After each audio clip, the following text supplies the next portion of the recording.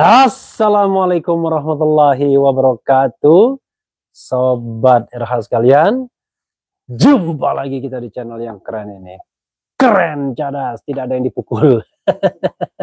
Jadi Sobat RH sekalian, saya kebetulan sebentar lagi itu ada acara dengan forum ulama dan habaib, bicara mengenai workshop memberikan materi ketatanegaraan. Ya, mudah-mudahan lancar. Tapi ini saya mampir dulu di sebuah lokasi ya, dekat teman saya. Jadi tanah teman saya, dan juga ada Habib Ahmad tuh yang pernah jadi tamu di RH Channel juga waktu bulan puasa kemarin tuh. Ada Mas Hari, ada Bu Evi dan lain sebagainya. Tapi kita akan membuat satu tayangan pernyataan dari Maijen Purnawirawan Dedi S. Budiman ya. Menarik ini. Irjen Sambo sedang main sinetron katanya. Sinetron apa? Nggak jelas ya. Tapi coba kita bacakan Sobat Era sekalian. Ini selalu keras ya. Maijen Purnawirawan Dedi S. Budiman ini coba kita lihat ya. Sebagaimana dilansir oleh Suara Nasional. Oke. Irjen Verdi Sambo sedang memainkan sinetron dalam kasus pembunuhan Brigadir J atau Nopriansya Joshua Huta Barat. Irjen Verdi Sambo berdasarkan pengalaman kawan-kawannya di sinetron KM50 sedang berlatih menjadi bintang sinetron, kata Maijen Purnawirawan Dedi S. Budiman kepada redaksi www.suaranasional.com Ahad. Oke. Kata Dedi, pemain pembantu Baradae dan Nyonya Verdi Sambo sedang sibuk minta perlindungan ke Lembaga Perlindungan Saksi LPSK. Penasihat hukum keluarga besar Brigadir J membawa keterangan baru dari keluarga berupa gambar dan rekaman. Irjen Verdi Sambo egois, bawa karep sorangan, jadi bintang sinetron sesuai hawa nafsu harta, tahta dan birahinya sendiri, sehingga hati dan pikiran tertutup, tidak loyal mengikuti alur cerita paparnya. Apa ini maksudnya? Menurut Dedi, penggemar sinetron di Nusantara yang Pancasilais, Bhinneka Tunggal Ika dan Islami menghendaki Irjen Pol Verdi Sambo segera banting setir untuk menebus dosa-dosanya dengan menjadi artis penyanyi. Penggemar sinetron percaya Irjen Pol Verdi Sambo sedang bekerja sama dengan PBB dalam rangka memperingati Hari Anti-Islamofobia. Saat ini sedang menyiapkan syair KM50 Jalan Tol Jakarta Cikampek. Lantunan suara Irjen Pol Verdi Sambo sedang ditunggu-tunggu penggemar. Pasti merdu, pasti mendapat apresiasi, pasti mendapat saweran sebagai pahlawan, penyelamat keutuhan dan kedaulatan NKRI, jelas Dedi.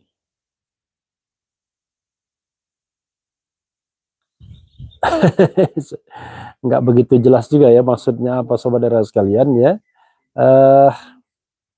Ya tentu ini penilaian ya, ini pendapat dari Maijen Purnawirawan Dedi S. Budiman, dan ya kita tidak tahu ya apakah dalam kasus ini Verdi Sambo terlibat atau tidak ya.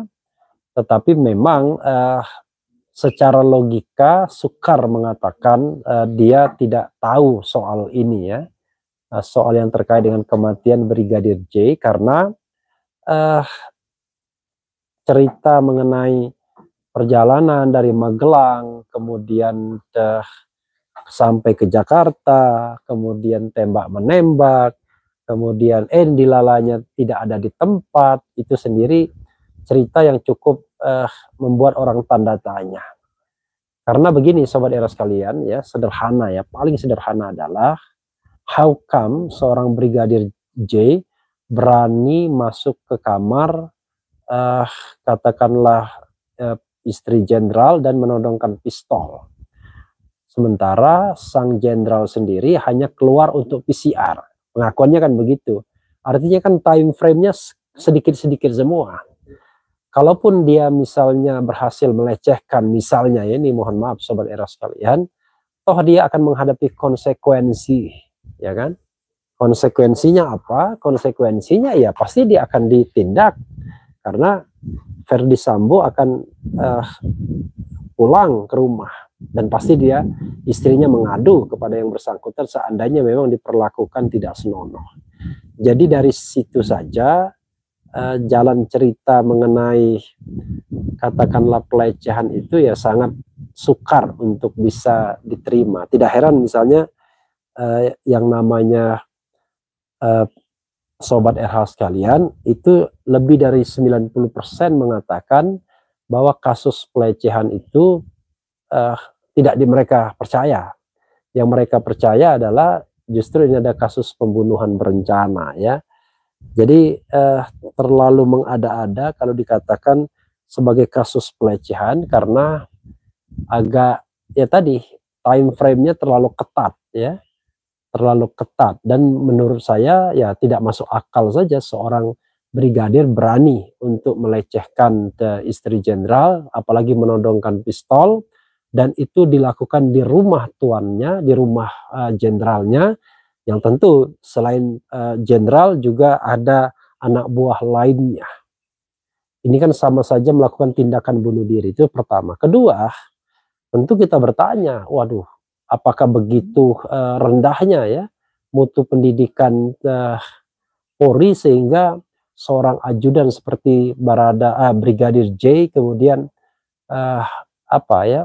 tega-teganya untuk melecehkan istri atasannya sendiri. Nah ini kan it doesn't make sense, sesungguhnya tidak masuk akal.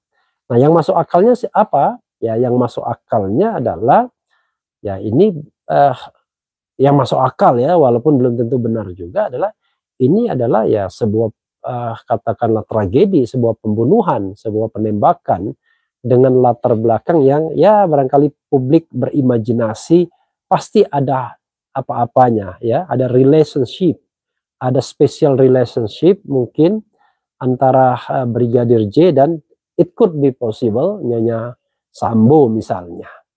Tapi sekali lagi tentu kita tidak bisa berspekulasi seperti itu ya lebih jauh. Tetapi persoalannya adalah bagaimana kita membuat rangkaian cerita yang logis, rasional, dan kemudian bisa kita terima dan kita bisa pahami. Nah itu yang agak sulit ya. Kalau seandainya ceritanya adalah cerita mengenai katakanlah tadi pelecehan ya, terlalu berani dan terlalu nekat Brigadir J, kalau dalam jangka waktu time frame yang sangat singkat itu tiba-tiba dia berani masuk kamar, melecehkan, kemudian menodongkan pistol, itu kan sama saja dia melakukan tindakan bunuh diri. Sooner or later pasti tindakannya itu akan ya diketahui pastilah. Seandainya itu benar-benar merupakan pelecehan, Sobat Era sekalian. Nah soalnya adalah kalau kita kembali kepada Maijen Dedi S. Budiman, who is the main actor, ya kan? Siapa aktor utama dari katakanlah dalam tanda kutip sinetron ini? Kalau tadi dikatakan main sinetron, apakah Ferdi Sambo? Apakah Nyonya Ferdi Sambo? Apakah pihak lain? Ya, Brigadir J tidak mungkin the main actor karena karena dia adalah korban ya, karena dia korban, tentu kita tidak bisa mengatakan bahwa dia adalah aktor utamanya, karena kalau aktor utamanya justru yang menjadi korban, ya itu sangat aneh bin ajaib jadinya. Sobat Era sekalian, kita tidak tahu ya perkembangan terakhirnya seperti apa. Pemeriksaan terhadap Baradae yang direncanakan Komnas HAM bagaimana berlangsungnya, kemudian pemeriksaan Ferdi Sambo dan juga Nyonya Sambo dalam kasus ini juga kita belum tahu perkembangannya. Nah, besok, this is the crucial time untuk besok. Kenapa? Karena besok itu akan ada otopsi ulang. Dan otopsi ulang ini, fortunately, sudah melibatkan pihak-pihak lain, termasuk TNI. Nah, mudah-mudahan dari otopsi ulang ini bisa diketahui sebab kematian yang sesungguhnya dari Brigadir J. Apakah karena sekedar tembakan, apakah karena ada luka-luka lain yang bisa dikategorikan sebagai penyiksaan. Karena misalnya ada luka bekas sayatan dan lain sebagainya. Jadi tidak semata-mata karena itu adalah bekas pantulan bekas pantulan peluru ya, sebagaimana diklaim selama ini, tapi itu benar-benar merupakan sebuah penyiksaan. Jadi kalau kita lihat misalnya sobat era sekalian ya, itu memang antara apa yang disampaikan oleh pihak kepolisian dengan yang menjadi versi keluarga itu memang jauh sekali mengenai sebab-sebab kematian dan luka-luka yang terjadi. Karena kalau misalnya katakanlah dari pihak keluarga itu banyak sekali versi lukanya ya, jadi tidak hanya luka sebagaimana dikatakan pihak kepolisian. Jadi luar biasa sebenarnya ya.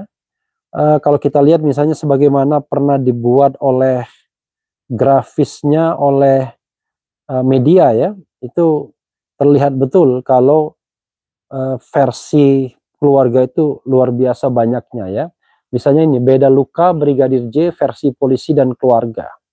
Kalau versi polisi 7 luka tembak di tubuh antara lain di jari kelingking dan jari manis, lengan dan dada. Jadi melepaskan 5 tembakan tapi luka tembaknya 7 kira-kira begitu.